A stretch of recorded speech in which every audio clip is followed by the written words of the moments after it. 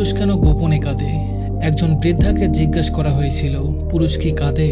তিনি জবাব দিয়েছিলেন, হ্যাঁ, পুরুষ কাঁদে, অবশ্যই কাঁদে।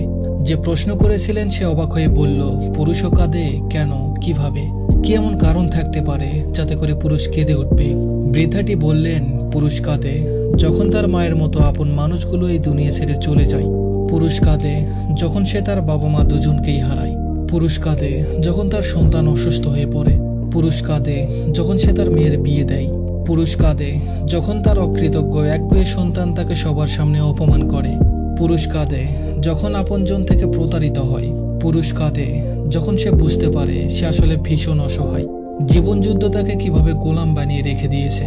পুরুষ কাঁদে যখন সে তার ভালোবাসার মানুষগুলোর ভরণ পোষণ করতে ব্যর্থ হয়, তাদের সামান্যতম শখগুলো সে যখন আর মেটাতে পারে না। পুরুষ কাঁদে যখন সে তার নিজের মা, মাটি আর দেশ থেকে অনেক দূরে, ভালোবাসার মানুষগুলোকে একটু ছুঁতেও পারে না, একটু আদরও করতে পারে না। হ্যাঁ, পুরুষ কাঁদে, কিন্তু সে তখনই কাঁদে যখন সে আধারের অতলে, যখন বৃষ্টি নামে, যখন তার পাশে বালিশটা ছাড়া আর কেউ নেই।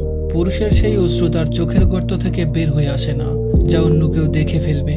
পুরুষের অশ্রু বেরিয়ে আসে তার হৃদয়ের গহীন থেকে, কখনো সেটা একটা দীর্ঘশ্বাস, কখনো হতবাক হয়ে তাকিয়ে থাকা।